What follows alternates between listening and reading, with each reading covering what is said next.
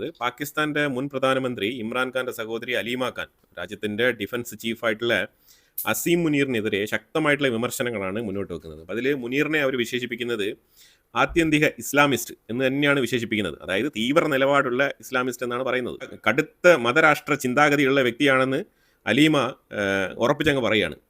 ഇതിലൂടെ അവർ രണ്ട് തരത്തിലുള്ള ഒരു നരേഷനാണ് ഇവിടെ കൊടുക്കുന്നത്. ഒന്ന് ഇമ്രാൻഖാനെ കുറിച്ചും അതേപോലെ തന്നെ ഈ അസീം മുനീറിനെ കുറിച്ചും വളരെ വ്യക്തമായിട്ട് അവർ ധരിപ്പിക്കുന്നുണ്ട്. ഇത് ശരിക്കും സ്കൈ ന്യൂസിന് അവർ the world with Yalda Hakim എന്ന് പറഞ്ഞ ആ ഒരു ഷോയിൽ അഭിമുഖം കൊടുക്കുന്ന സമയത്താണ് അവർ ഈ ഒരു വിഷയം അവിടെ പറഞ്ഞു പോയത്. അപ്പോൾ ഇതിനകത്ത് വളരെ വ്യക്തമായിട്ട് അവർ പറയുന്നുണ്ട്. ശരിക്കും ഇതിനകത്ത് പ്രത്യേകത എന്താണെന്ന് പറഞ്ഞാൽ പാകിസ്ഥാനിൽ പ്രൈം മിനിസ്റ്ററായിട്ട് ഇരുന്ന ഇമ്രാൻഖാന്റെ സഹോദരിയാണ് ഈ വിഷയം പറയുന്നത് എന്നുള്ളതിലാണ് ഇതിന്റെ പ്രാധാന്യം. അല്ലാതെ ഇതൊരു ഇന്ത്യക്കാരോ അല്ലെങ്കിൽ പാകിസ്ഥാനെ ഇഷ്ടപ്പെടാത്ത വേറെ കുറച്ച് ആൾക്കാരോ പറയുന്ന സ്റ്റേറ്റ്മെന്റ് അല്ല. അതാണ് ഇതിനകത്ത് മനസ്സിലാക്കേണ്ടത്. അപ്പോൾ അവർ സ്കൈ ന്യൂസിൽ വളരെ വ്യക്തമായിട്ട് പറഞ്ഞു വെച്ചതെന്ന് വെച്ചാൽ So, Miss Alima, why do you think that Pakistan went through a war in May? And I was also privy to some of the incidents that happened during the war. I also got a chance to interview the defense minister, but I want to understand, why do you think that the war happened between Pakistan and India? Your statements created some chaos, as I have heard. Well, Yalda, this Asim Munir is a very radicalized Islamist, Islamic conservative, and this is the reason why he yearns for a war with India, because his Islamic radicalization and conservatism is forcing him to fight against those who don't believe in Islam. This is what differentiates him from Imran Khan, who's a pure liberal. So, whenever Imran Khan comes to power, you will see that he always tries to befriend India and even BJP. Whenever there is this radical Islamist Asim Munir, you will see that there will be war with India, and not just India, even the allies of India will suffer. I keep telling again and again that Imran Khan is an asset, and the West needs to increase its efforts to free Imran Khan. വളരെ നിർണായകമായിട്ടുള്ള ഒരു statement അവർ പറയുന്നത് മുനീർ ഇന്ത്യക്കെതിരെ യുദ്ധത്തിന് തയ്യാറായ മനോഭാവത്തിലാണെന്നാണ് അവർ പറയുന്നത്. പക്ഷേ അതിനെ അപേക്ഷിച്ച് നോക്കുമ്പോഴത്തേക്കും ഇമ്രാൻഖാൻ ഒരു മോഡറേറ്റ് അഥവാ ഒരു ലിബറൽ മൈൻഡ് സെറ്റ് ഉള്ള ഒരു വ്യക്തിയായിരുന്നു. ഈവൻ ദോ ഇന്ത്യയിൽ BJP ഭരണമാണെങ്കിൽ തന്നെയും ഇമ്രാൻഖാൻ എപ്പോഴും ഒരു മൃദു സമീപനം അല്ലെങ്കിൽ നയപരമായ തീരുമാനങ്ങൾ എടുക്കാനുള്ള ആ ഒരു മാനസികാവസ്ഥയിൽ മുന്നോട്ട് പോയിരുന്ന വ്യക്തിയാണ് എന്നാണ് അവർ പറഞ്ഞു വെക്കുന്നത്. എനിവേ ഇമ്രാൻഖാൻ ഭരിച്ചിരുന്ന സമയത്തും നമ്മൾ സർജിക്കൽ സ്ട്രൈക്ക് നടത്തേണ്ടി വന്നിട്ടുണ്ട്, അത് വേറെ കാര്യം. പക്ഷേ എന്നാലും അവർ ഈ രീതിയിലാണ് പറഞ്ഞു വെക്കുന്നത്. അസീം മുനീറിന്റെ പ്രധാനപ്പെട്ട അജണ്ടയിൽ ഒന്നാണ് മത തീവ്രവാദം. അതായത് മതത്തിനെ കുറിച്ചുള്ള മതരാഷ്ട്രം, അതുമായിട്ട് ബന്ധപ്പെട്ട ആശയത്തിൽ ഊന്നി കാര്യങ്ങൾ അവതരിപ്പിക്കുക എന്നുള്ളത് തന്നെ ഇയാളുടെ പ്രധാനപ്പെട്ട പണിയാണെന്നാണ് അലീമ പറഞ്ഞു വെക്കുന്നത്. ഇന്ത്യയോടും ഇന്ത്യയെ സഹകരിക്കുന്ന ഇന്ത്യയുടെ പാർട്ട്ണർ രാജ്യങ്ങൾ, അതായത് അവർ ഇസ്രായേൽ ഉൾപ്പെടെയുള്ള രാജ്യങ്ങളെയാണ് ഇതിനകത്ത് പറയുന്നത്. ശരിക്കും ഇൻഡയറക്റ്റ് ആയിട്ട് ഒരു ആക്രമണ മനോഭാവം സ്വീകരിക്കുന്നതാണ് അസീം മുനീറിന്റെ നിലപാട്. ഈ നിലപാട് ശരിക്കും ഈ മേഖലയിൽ, ഈ സൗത്ത് ഏഷ്യൻ റീജിയനിൽ ഒരു സംഘർഷ സാധ്യത കൂട്ടാൻ സഹായിക്കും. അല്ലാതെ ഈ ഒരു ചിന്താഗതി കൊണ്ട് ഒരു രീതിയിലുള്ള ഉപകാരവും ഇല്ല എന്നാണ് അവർ പറയുന്നത്. ഈ മുനീറും ഇമ്രാൻഖാനും തമ്മിലുള്ള ആ ഒരു ചരിത്രം നമ്മൾ നോക്കിക്കഴിഞ്ഞാൽ ഏതാണ്ട് 2019 തുടങ്ങിയതാണ്. 2019 ഇമ്രാൻഖാന്റെ ഭാര്യയായിട്ടുള്ള ബുഷ്ര ബീവിയെയും ബുഷ്ര ബീവിയുടെ അടുത്ത ബന്ധുക്കളെയും അഴിമതി ആരോപണത്തിൽ കുടുക്കി മുനീർ കേസ് അന്വേഷണം തുടങ്ങിയിട്ടുണ്ടായിരുന്നു. അപ്പോൾ അതിനെ തുടർന്നാണ് ശരിക്കും ഇമ്രാൻഖാനും മുനീറും തമ്മിൽ അങ്ങോട്ടും ഇങ്ങോട്ടും തെറ്റുന്നത്. അത് കഴിഞ്ഞിട്ട് ഉടനീളം അങ്ങോട്ടും ഇങ്ങോട്ടും പോര് തന്നെയാണ്. ആ പോരിന്റെ പരിണിത ഫലമാണ് ഇപ്പം ഇമ്രാൻഖാൻ ജയിലിന്റെ ഉള്ളിൽ കിടക്കുന്നത്. ഈ ഒരു അന്വേഷണം തന്നെയാണ് മുനീറിനെ ഒരു 3 വർഷത്തേക്ക് ഒരു മേധാവി സ്ഥാനത്തിലേക്ക് നിയമിതനാക്കിയത്.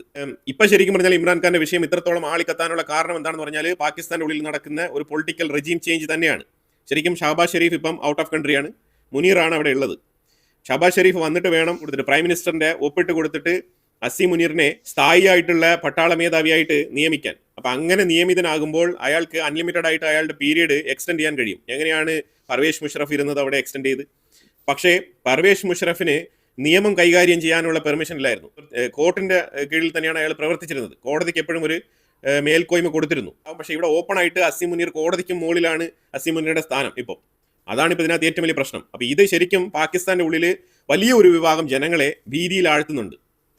അപ്പോൾ അതുകൊണ്ടാണ് ഈ പൊളിറ്റിക്കൽ പാർട്ടിയിലുള്ള ആൾക്കാരൊക്കെ ഇപ്പോൾ മാറി നിൽക്കുന്നത്. അസീം മുനീറിന്റെ ഡിക്റ്റേറ്റർഷിപ്പ് മാതൃകയിലുള്ള ഈ പദവി മോഹം, അപ്പം ഇത് ശരിക്കും പാകിസ്ഥാനെ ഇച്ചിരി അങ്കലാപ്പിലാക്കുന്നുണ്ട്. ഇത് ഇമ്രാൻഖാന്റെ സിസ്റ്റർ അലീമ കമ്പയർ ചെയ്യുന്നത് ഒരു ലിബറൽ നേതാവും, അതായത് ഇമ്രാൻഖാനും, ഒരു കടുത്ത നിലപാട് സ്വീകരിക്കുന്ന, അതായത് മതനിലപാട് സ്വീകരിക്കുന്ന ഒരു മത ഭീകരവാദിയും, അതാണ് അസീം മുനീർ. ഇവർ രണ്ടുപേരും തമ്മിലുള്ള ഈ ഒരു അന്തരം ശരിക്കും പാകിസ്ഥാന്റെ ഉള്ളിൽ വലിയ രാഷ്ട്രീയ തർക്കത്തിന് ഒരു പശ്ചാത്തലം ഒരുക്കുകയാണ് എന്നാണ് പറയുന്നത്.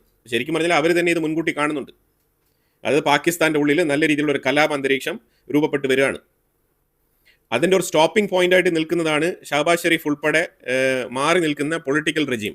ഈ പൊളിറ്റിക്കൽ റെജീം വന്നിട്ട് ഒരു സൈൻ ചെയ്ത് കൊടുത്ത് അസീം മുനീറിനെ സ്ഥാനാരോഹണം ചെയ്തു കഴിഞ്ഞാൽ പാകിസ്ഥാൻ്റെ ഉള്ളിൽ അടി തുടങ്ങും.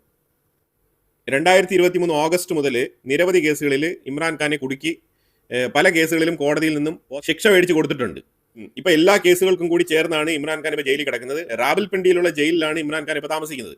ഇമ്രാൻഖാൻ ഒരു പ്രൈം മിനിസ്റ്റർ ആയിട്ട് ഇരുന്നിട്ട് ജയിലിൽ പോയി കിടക്കുന്ന ആളാണ്. അപ്പം അതിൻ്റെതായിട്ടുള്ള പ്രിവിലേജസ് ജയിലിനകത്ത് പുള്ളിക്ക് ഉണ്ടാവേണ്ടതാണ്. അപ്പോൾ ആ സാഹചര്യത്തിൽ ജയിലിനുള്ളിലുള്ള അവസ്ഥ പരിതാപകരമാണ് എന്നാണ് ഇന്ന് ഇമ്രാൻഖാനെ കണ്ടിട്ട് മടങ്ങിയ സഹോദരി അലീമ രേഖപ്പെടുത്തുന്നത്. അതായത് വെളിച്ചമോ കാറ്റോ വേണ്ടത്ര രീതിയിൽ കിട്ടാത്ത രീതിയിലുള്ള മുറിയാണ് കൊടുത്തിരിക്കുന്നത്.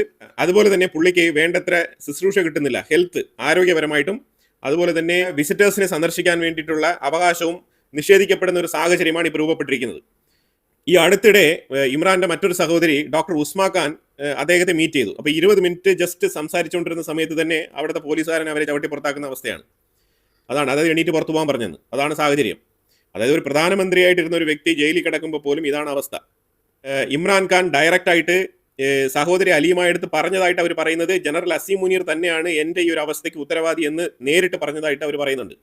അവർ ഈ ഒരു സ്കൈ ന്യൂസിലൂടെ അവർ ഹെൽപ്പാണ് ചോദിക്കുന്നത്. ഇമ്രാൻഖാന്റെ മോചനം ഉറപ്പാക്കാൻ വേണ്ടിയിട്ട് പാശ്ചാത്യ രാജ്യങ്ങൾ, ഒരുപാട് രാജ്യങ്ങളെ അവർ പറയുന്നുണ്ട്. പിന്നെ ഇതിനകത്ത് ഈ അസീം മുനീറിനെ സപ്പോർട്ട് ചെയ്യുന്ന ഏറ്റവും വലിയ ജനപിന്തുണയുള്ള ഒരു നേതാവ് എന്നും കൂടി അവർ പറയുന്നുണ്ട്. അത് ഇൻഡയറക്റ്റ് ആയിട്ട് ട്രംപിനെ സൂചിപ്പിക്കുന്നതായിട്ടാണ് മനസ്സിലാക്കാൻ പറ്റുന്നത്. അത് ട്രംപ് വിചാരിച്ചാൽ ഇമ്രാൻഖാന്റെ കാര്യത്തിൽ തീരുമാനം ഉണ്ടാക്കാൻ പറ്റും. ട്രംപ് അസീം മുനീറിനെ സപ്പോർട്ട് ചെയ്യുന്നത് കൊണ്ടാണ് ഇമ്രാൻഖാന്റെ കാര്യത്തിൽ ഒരു തീരുമാനം ഉണ്ടാവാത്തത് എന്നാണ് അവർ ഇൻഡയറക്റ്റ് ആയിട്ട് പറയുന്നത്. അപ്പോൾ അതുകൊണ്ടാണ് ഒരു പാശ്ചാത്യ രാജ്യങ്ങൾ എല്ലാവരും കൂടി ചേർന്നിട്ട് ഇതിലൊരു തീരുമാനം ഉണ്ടാക്കി തരണമെന്ന് അവർ ഓപ്പണായിട്ട് ലോകത്തോട് അവർ റിക്വസ്റ്റ് ചെയ്തിരിക്കുന്നത്.